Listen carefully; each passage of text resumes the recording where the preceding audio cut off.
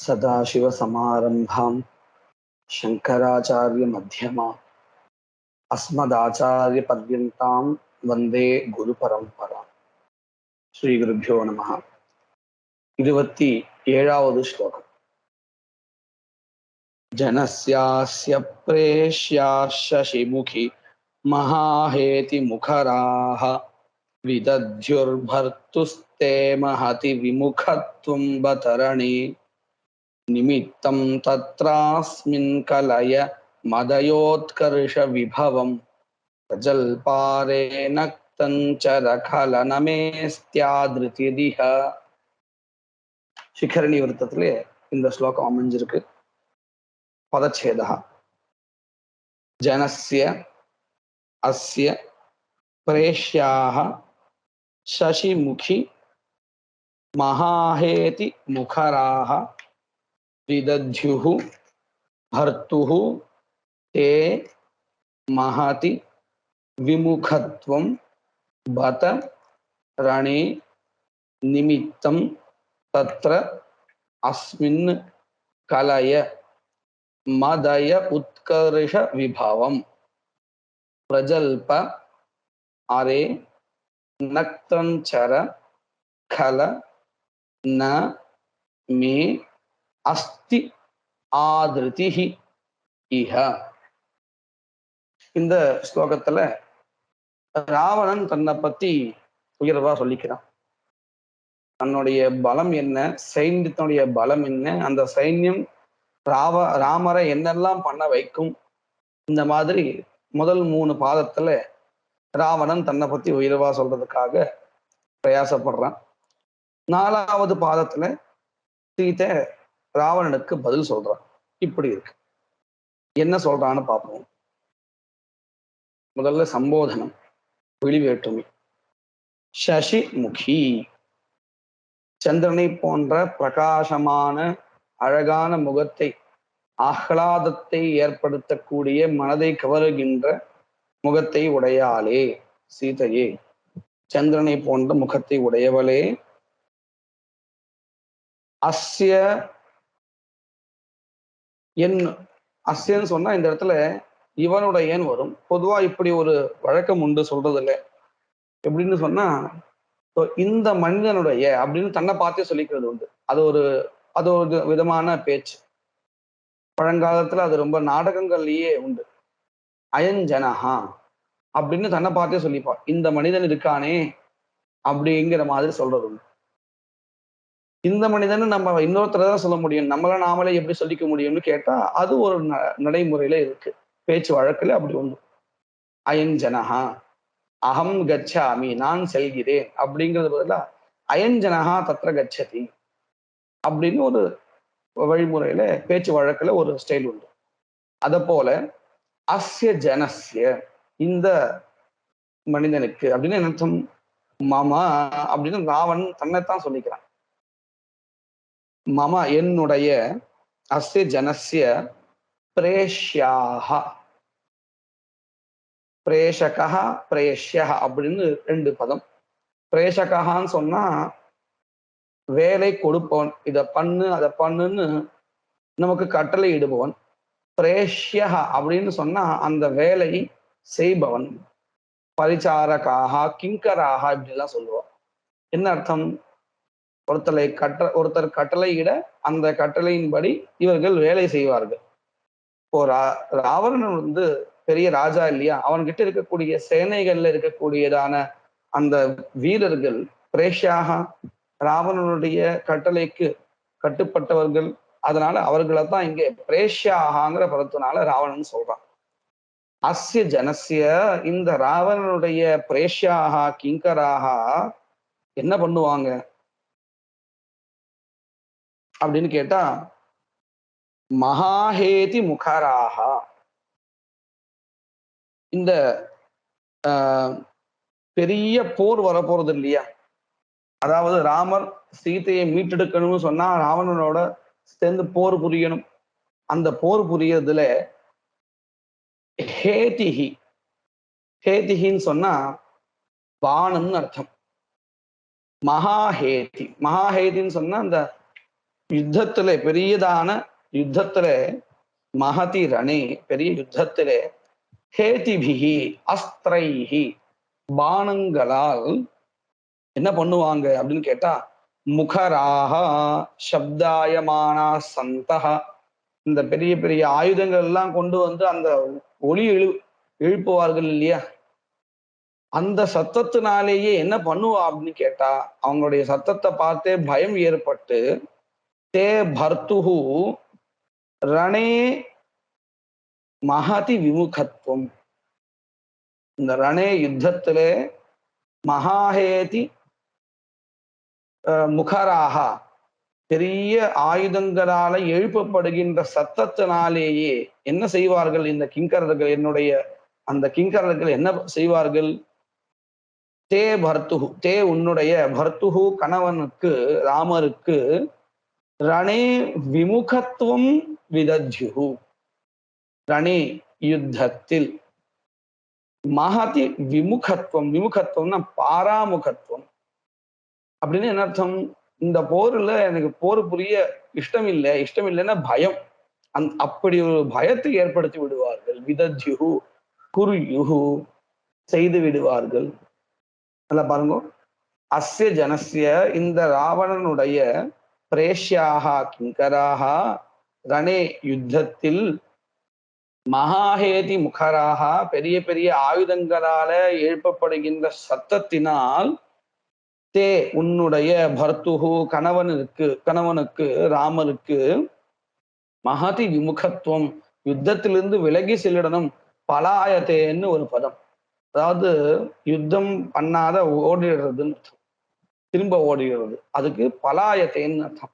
அதைத்தான் இங்க சொல்றான், திரும்ப அந்த யுத்தத்துல பயந்து ஓடணும் ராமர், அப்படி பண்ணி விடுவார்கள். விதத்யுஹு குர்யுஹு அப்படின்னா என்ன அர்த்தம், ராமர் இவங்களெல்லாம் பார்த்து பயந்துடுவார், அவருக்கு தைரியம் கிடையாது, இவர்களை பார்த்துன்னு சொன்னா இந்த கிங்கரர்களுடைய சத்தத்தை பார்த்தே அப்படின்னு சொன்னா எப்படி ராமனோடு ராமர் போர் புரிய தயாரா இருப்பார், ஏன்னா அவருடைய சேனைகிட்டேயே பயந்து ஓடுறார் ராமர் அப்படின்னா ராவணனோட தன்னோட சண்டை போட முடியுமா ராமரால அப்படிங்கிறது மறைமுகமா சீதைக்கு சொல்றான்.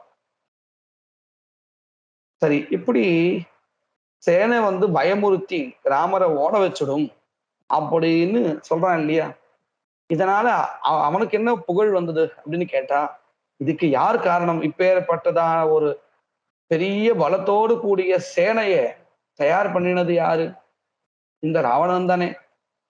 அப்போ ராவணனுக்கு தானே அந்த புகழ் எல்லாம் போய் சேரும், அதை தன்னை சொல்லிக்கிறான். நிமித்தம் தத்ர அஸ்மின் கலைய தத்ர அஸ்மின், இதுவும் ஒரு வகையான சொல்லாடும். எப்படின்னு கேட்டா தத்ர அஸ்மின், அதாவது தற்சப்தமும் சேர்ந்து இருக்கும். தத்ரங்கிற பதமானது தற்சப்தத்திலிருந்து வந்தக்கூடியதான ஒரு பதம். அஸ்மின் அப்படிங்கிற இந்த பதம் இதம் சப்தத்திலிருந்து வந்திருக்கக்கூடியதான ஒரு பதம். ரெண்டும் சேர்த்து சொல்லும் பொழுது என்ன கிடைக்கும்னா முன்னாடி எதெல்லாம் சொன்னாலும் அது அத்தனையும் கிடைக்கும். எப்படி ரெண்டும் ஒரே சமயத்தை சொல்ல முடியும், ஏன்னா தற்சப்தத்துக்கு தட் அதுன்னு அர்த்தம், இதம் சப்தத்துக்கு திஸ் இதுன்னு அர்த்தம். எப்படி அது இது அப்படின்னு ரெண்டு சேர்ந்து வரும்னு கேட்டா இப்படி ஒரு நடைமுறையில ஒரு சொல்லாடல் உண்டு. அதாவது முன்னாடி சொன்னதை அத்தனை எடுத்துக்கிறதுக்காக தத்ராஸ்மின், முன்னாடி சொன்னேனே இந்த பிரேஷாக பலம் பொருந்தியவர்களாக இருந்து கொண்டு ராமரை பின்னோக்கி போக செய்வார்கள் அப்படின்னு இந்த மாதிரியான சேனை இருக்கே, இந்த விஷயத்துல காரணம் கிம், எது காரணம் அப்படின்னு கேட்டா மதய உத்கர்ஷ விபவம் கலைய, மது என்னுடைய, அயஹா அப்படின்னா விதி அப்படின்னு அர்த்தம், இவருடைய புண்ணியம் சுக்ருத், அயசுபாவஹோ விதி, விதின்னா இந்த இடத்துல தான் செய்து வைத்த புண்ணியம்னு வச்சுக்கணும். ராவணனுடைய அந்த புண்ணியம் தான் என்னுடைய அய உத்கர்ஷ விபவகா, இந்த விதி என்னோட தலைவிதி இருக்கே அதனுடைய உத்கர்ஷம் தான் இப்படி பண்றது. ஐஸ்வர்யமா இருந்துட்டு இந்த இப்பேற்பட்டதான ஒரு சேனையை தயார் பண்ண வச்சிருக்கு அப்படிங்கிறத கலைய ஜானிஹி அறிந்திக்குள் ஹே சசிமுகியே, இப்பேற்பட்டதான ஒரு பெரிய சைன்யம் இருக்கே இந்த சைன்யம் வர்றதுக்கு காரணம் யாரு? ராமரை பயந்து பின்னோக்கி ஓட வைக்கக்கூடிய அளவிற்கு சக்தி உள்ள சைன்யம் இருக்குன்னு சொன்னா அதுல காரணம் யாரு? நான் தான். ஏன்னா என்னுடைய ஒரு தலையெழுத்து இருக்கே, விதி இருக்கே, புண்ணியம் இருக்கே, அதனுடைய ஐஸ்வர்யத்தினுடைய ஒரு பயன்தான் இது. நிமித்தம் காரணம். நிமித்தம் சொன்ன காரணம். தத்ர அஸ்மின் இந்த மாதிரியான ஒரு சேனை இருக்கிறதுக்கு நிமித்தம் காரணம் மதயஹா. மதயஹான்னு சொன்னா என்னுடையதான விதி. அது மட்டும் இல்லை, அந்த விதியினுடைய உத்கர்ஷ விபவா, அந்த விதி ரொம்ப உயர்வான ஒரு ஐஸ்வர்யம் போல இருக்கு. அப்பேற்பட்டதான ஒரு புண்ணியம் இருக்கிறதுனாலதான் இது நடக்கிறதுங்கிறதே கலைய ஜானிகி தெரிந்து கொள் அப்படின்னு முதல் 3 பாதங்கள்ல ராவன் தன்னை பத்தி உயர்வா சொல்லியிருந்திருக்கான். 4வது பாதம் சீதை அவனுக்கு பதில் சொல்றான்.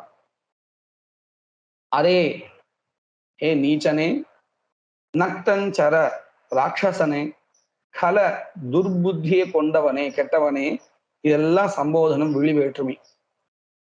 3 விழிவேற்றுமை. நக்தஞ்சர ராட்சசனே, கல திருடனே, அரே நீச்சனே, பிரஜல்ப நீ புலம்பிண்டே இரு, எதனா சொல்லிண்டே இரு. ஆனா மே எனக்கு ந அஸ்தி ஆதர்த்தி, நீ சொல்றதுல எதுலையுமே எனக்கு என்னுடைய ஆதரவு கிடையாது. எனக்கு இது சுத்தமா பிடிக்கலன்னு அர்த்தம். ந மே மே எனக்கு ந அஸ்தி நாஸ்தி என்ன எது இல்லை, ஆதர்த்திஹி ஆதரவு இல்லை, நீ சொல்ற வச்சனங்கள்ல எனக்கு ஈடுபாடு இல்லை. இது சாமானிய அர்த்தம். கூடார்த்தம் என்னது? மே மகாரத்தில் ம அப்படிங்கிற எழுத்தையே நாம சப்தமா தயார் பண்ணோம்னு சொன்னா அதோடைய சப்தமி என்ன வரும்? மே மகாரத்தில், ராமே மாதிரி. மகாரத்தில் ந அஸ்தி ஆததி, நீ சொன்ன பதங்கள்ல மா எழுத்து எங்கெல்லாம் இருக்கோ அதை எடுத்துட்டா என்ன பதங்கள் வருமோ அதுதான் உனக்குண்டான பதில். என்னென்ன பதங்கள்ல மகாரம் இருக்கு, அந்த மகாரத்தை எடுத்துட்டா என்ன அர்த்தம் கிடைக்கும், இதை நம்ம பார்க்கணும்.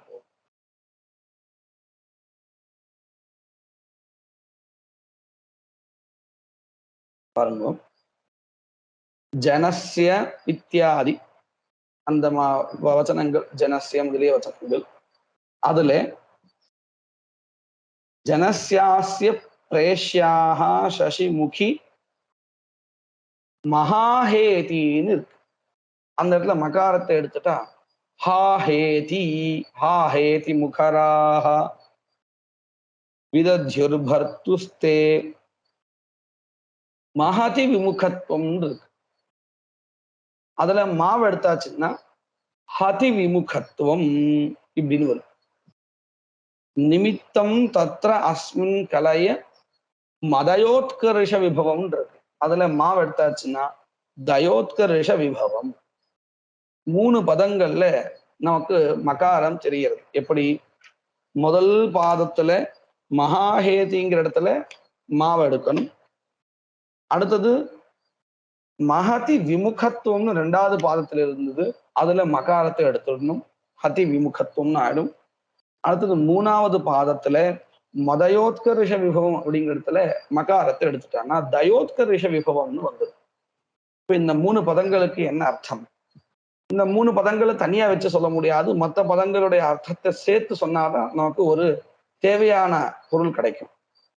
முன்னாடி என்ன சொன்னா, இந்த ராவணனுடைய கிங்கரர்கள் இருக்கார்களே, இவர்கள் இந்த பெரிய பெரிய ஆயுதங்களுடைய சத்தத்தை எழுப்பி ராமரை பின்னோக்கி ஓட வச்சிருவான்னு சொன்னான். இப்போ அதே பதத்துல மகாரத்தை எடுத்தா என்ன எடுத்து? ஜனஸ்யாஸ்ய பிரேஷ்யாசசிமுகி ஹாஹேதி முகராஹா விதத்யு, என்னுடைய கிங்கரர்கள் இருக்கார்களே, மகாஹேத்தின்னு சொன்ன இடத்துல ஹாஹேதி, ஹா ஹான்னு சத்தம் போட்டு ஓடி போயிடுவார்களா ராமரை பார்த்து. இந்த ஹா அப்படிங்கிறது பயத்துல சொல்லக்கூடியதான சொல். இந்த ராமர் சண்டை போடுறத பார்த்து, அவருடைய வீரத்தை பார்த்து என்னுடைய கிங்கரர்கள் எல்லாம் பயந்துண்டு ஹா ஹா அப்படின்னு முகராக சத்தம் செய்து கொண்டிருப்பவர்களாக ஓடி விடுவார்கள். விதத்யுகு, சத்தம் எழுப்புவார்கள். சத்தம் எப்ப எழுப்புவா? அவங்களுக்கு பயம் வரும்பொழுது தானே. ராமருடைய போர் புரிகின்ற அந்த ஒரு சக்தியை பார்த்து பயந்து ஹா ஹான்னு கத்துவார்களாம். என்னுடைய முகரஹா, இந்த பிரேஷ்யாஹா கிங்கராஹா அப்படின்னு தன்னைத்தானே சொல்லிக்கிறான். இப்போ ஒரு பதத்துல சொல்லியாச்சு. ரெண்டாவது பதம் ஹதி விமுகத்துவம். பர்த்துஹு தே ஹதி விமுகத்துவம். சரி, இப்படி போர் புரியுறாரே ராமர், அவர் யாரையாவது கொல்றாரா அப்படின்னு பார்த்தா யாரையும் கொல்றது இல்லையா? என்ன ஒரு ஆச்சரியம் பாருங்க.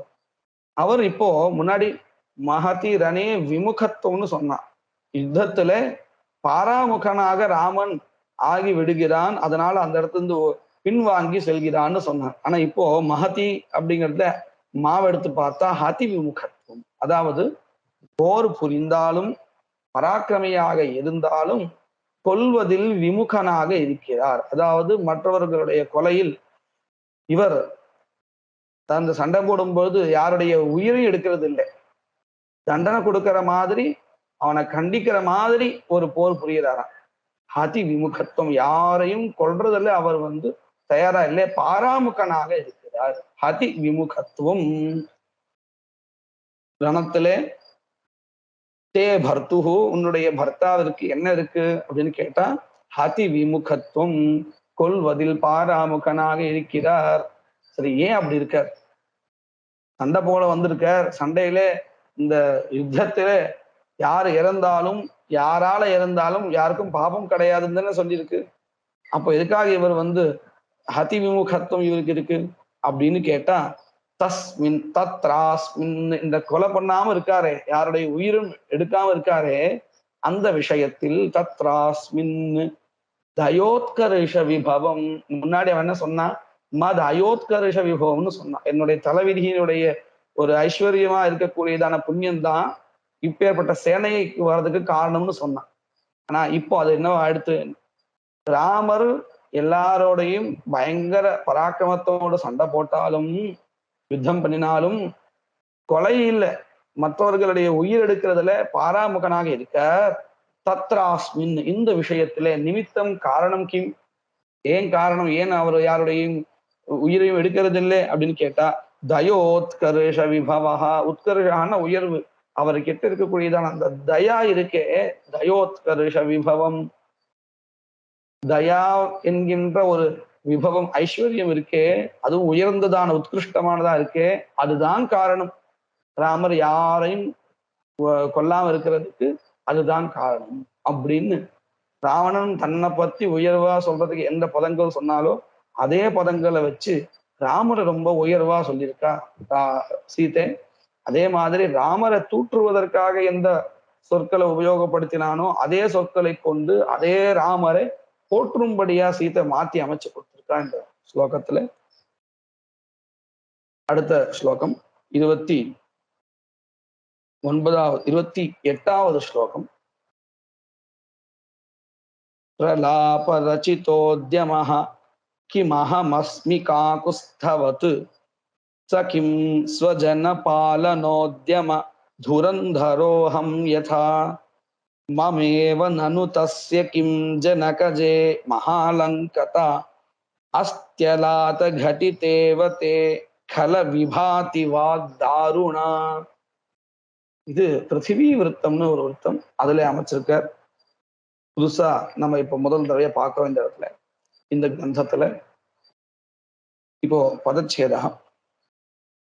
பிரலாப ரச்சிதோத்யமஹ கிம் அஹம் அஸ்மி காகுஸ்தவத் தஹ கிம் ஸ்வஜனபாலன உத்யம துரந்தரஹ அஹம் யதா மம இவ நனு தஸ்ய கிம் ஜனகஜே மகாலங்கதா அஸ்தி அலாத கடிதா இவ தே கல விபாதி வாக்தாருணா.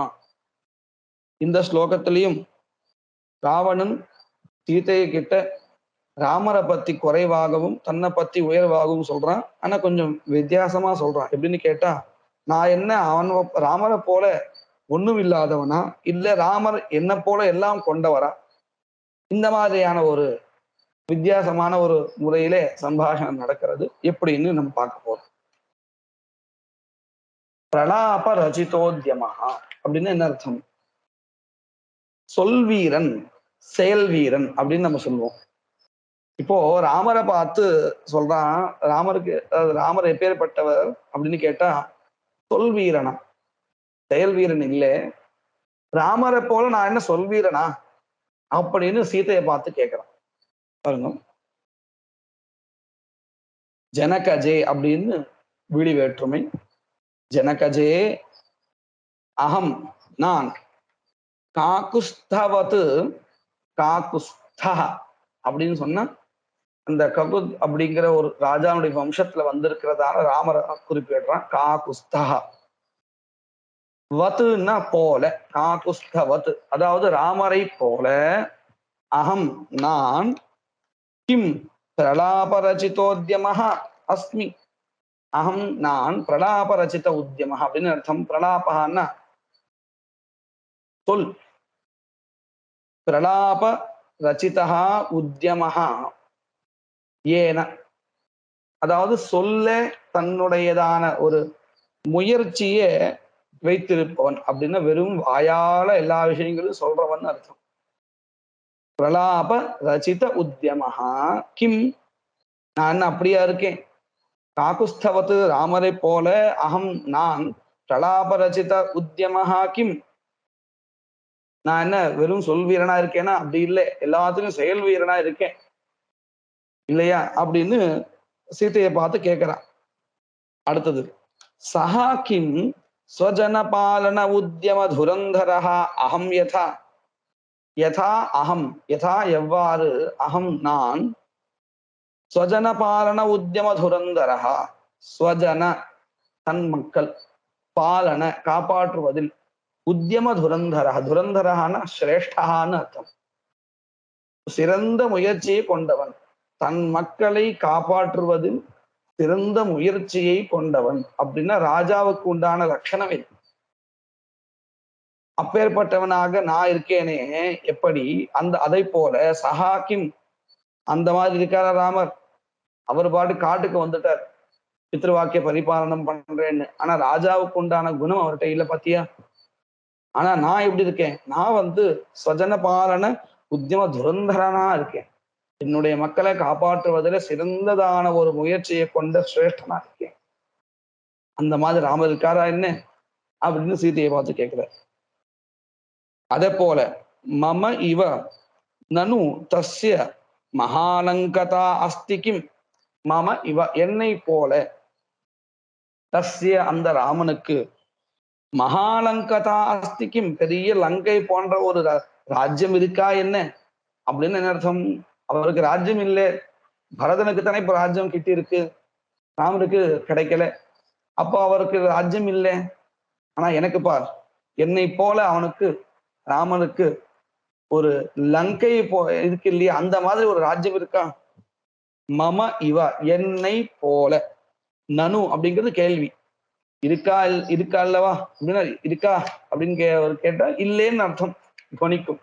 அதுதான் மம இவ நனு, மம இவ தஸ்ய ராமஸ்ய மகாலங்கதா பெரிய லங்கையானது அஸ்திக்கும் இருக்கிறதா அப்படின்னு முதல் 3 பாதத்துல ஒரு வித்தியாசமான முறையில கேள்வி.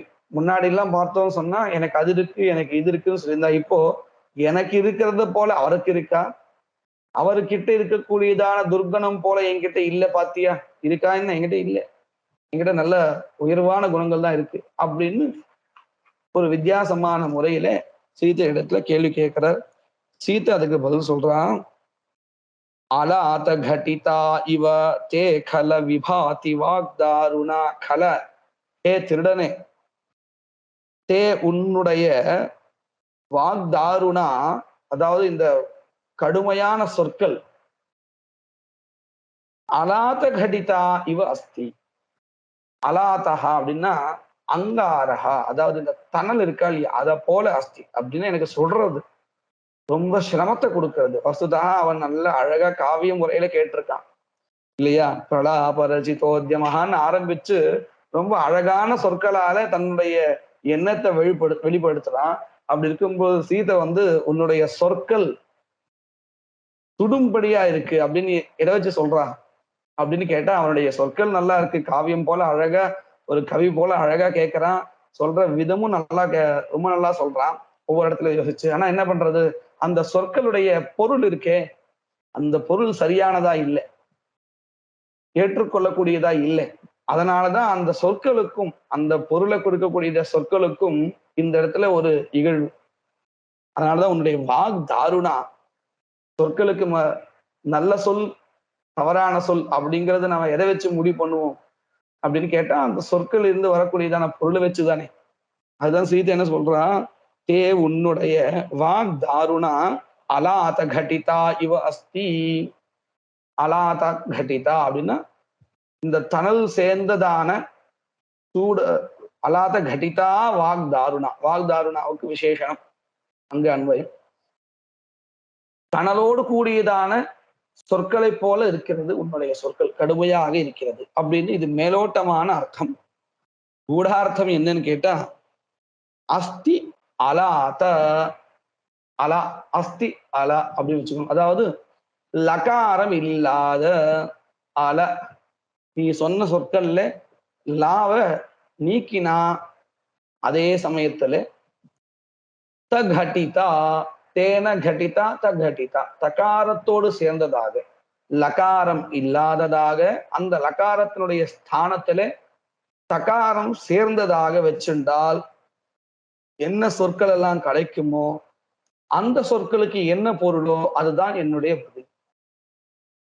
போன ஸ்லோகத்துல சாவிதாட்சரம், இந்த ஸ்லோகத்துல பிரதிதத்தாட்சரம். ஏன்னா லகாரத்தை நீக்கி அந்த இடத்துல தகாரத்தை சேர்க்கணும்னு சொல்லியிருக்காங்க. இந்த பதத்தை நம்ம நல்லா கவனிக்கணும். அலாத கடிதான் இருக்கு. இதுல அல அப்படிங்கிறத முதல்ல எடுத்துக்கணும். அதாவது லகாரம் இல்லாத. அதுக்கப்புறம் அந்த பதத்தை எப்படி பிரிக்கணும்? தகடிதா இவ அப்படின்னு பிரிச்சுக்கணும். இப்படி பிரிக்க முடியுமா ஸ்லோகத்துல? பதம் அப்படியா அமைஞ்சிருக்கான்னு கேட்டா, அப்படி பிரிச்சா அந்த ஒரு பதத்தை நம்ம முன்னையும் பின்னையும் கண்ணா பின்னான்னு பிரிச்ச மாதிரி ஆயிடும் தான்.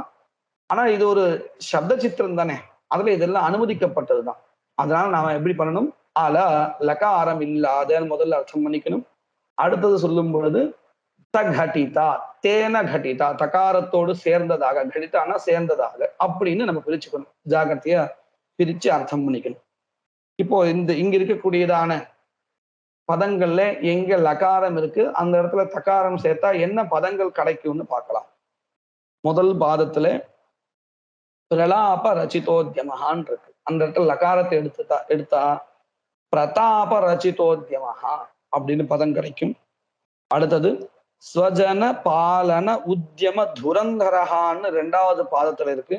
அந்த இடத்துல லகாரத்தை எடுத்து தகாரத்தை வச்சா ஸ்வஜன பாத்தனோத்தியம துரந்தரஹா அப்படின்னு கிடைக்கும்.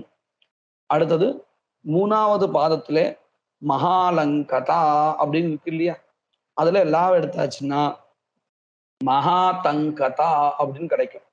இப்போ இதுக்கெல்லாம் என்ன அர்த்தம்னு பார்க்கணும். எப்படியா இருந்தாலும் நமக்கு தெரியும், நம்ம இந்த காவியத்தை ரொம்ப நாளா பார்த்துட்டு இருக்கோங்கிறதுனால அவன் எந்த அர்த்தத்துல சொன்னானோ அதுக்கு வேறான மாறான அர்த்தத்துல இந்த பதங்கள் இப்ப அமைய போறதுன்னு தெரியும். அது எப்படின்னு பார்ப்போம். அவன் என்ன சொன்னா, காக்குஸ்தவது அகம் கிம் பிரலாபரச்சித உத்தியமஹா அப்படின்னு கேட்டான். அதாவது ராமரை போல நான் சொல் வீரனாக இருக்கேனா என்ன, இல்ல செயல் வீரனா இருக்கேன்னு சொன்னான். இப்ப பாருங்க, பிரதாப ரச்சிதோத்யமஹா. பிரதாபகான்னா அவருடைய வீரம். ராமர் எப்படி இருக்காராம்? பிரதாப ரச்சிதோத்யமஹா. பிரதாபத்தை கொண்ட முயற்சியை உடையவனாக இருக்கிறான். இது என்ன அர்த்தம்? கண்டிப்பாக அவருடைய பிரதாபம் இருக்கே, வீரம் இருக்கே, அது ரொம்ப வீரம் சொரிந்தவராக இருக்கிறார் ராமர். கண்டிப்பா எனக்கு அவரால பின்னாடி யுத்தத்துல கஷ்டம் வரப்போறது. இப்போ இதை சேர்த்து இந்த பதத்தை மாத்தி அமைச்சதுக்கு அப்புறம் பார்த்தா என்ன அர்த்தம் கிடைக்குன்னு தெரியுமோ? ராமன் சீதைகிட்ட இப்படி கேட்கிற மாதிரி இருக்கும். எப்படி? காக்குஸ்தவத்து பிரதாப ரச்சித உத்தியமஹா அகம் கிம் அஸ்மி. நான் என்ன ராமரை போல வீரத்தை கொண்டவனாக இருக்கிறேனா என்ன அப்படின்னு என்ன அர்த்தம்? வீரம் இல்லாதவனாக தான் இருக்கேன்னு தன்னைதானே சொல்லிக்கிற மாதிரி. முன்னாடி எப்படி இருக்கோ அதுக்கு வேறான அர்த்தம் இப்ப கிடைச்சது இல்லையா? தாமரை போல வீரம் சொரிந்தவனாக செயல் வீரனாக நான் இல்லை அப்படின்னு என்ன அர்த்தம்? நான் சொல் வீரனாக இருக்கிறேன். ஏன்னா இவ்வளவு நேரம் அதான் புலம்பிண்டே இருக்காரு இல்லையா சீதை கிட்ட, என்னென்னவோ பிரலப்பனம் பண்ணிட்டே இருக்காரு. அப்ப இவர் யாரு? சொல் வீரன் தானே தவிர இவர் செயல் வீரன் இல்லை. அப்படி இருந்திருந்தா என்ன பண்ணிருப்பார்? ராமரோட போரிட்டு சீதையை தூக்கிட்டு வந்திருப்பார். ஆனா அதை பண்ணல. என்ன பண்ணினார்? தெரியாத திருட்டுத்தனமா கொண்டு வந்துட்டார். அப்ப இவர் செயல் வீரன் இல்லை இல்லையா? அதுல இருந்து நமக்கு நல்லா தெரிகிறது. இப்போ என்ன ஆயிடுது? ராமரை போல நான் என்ன செயல் வீரனா? இல்லை, சொல் வீரன் அப்படின்னு தன்னைத்தானே சொல்லிக்கிற மாதிரி ஆயிடுச்சு. அடுத்தது ஸ்வஜன பாதனோத்யம துரந்தரஹா. ஸ்வஜன தன் மக்கள், அவர்களுடைய பாத்தனம்னா நாசஹா.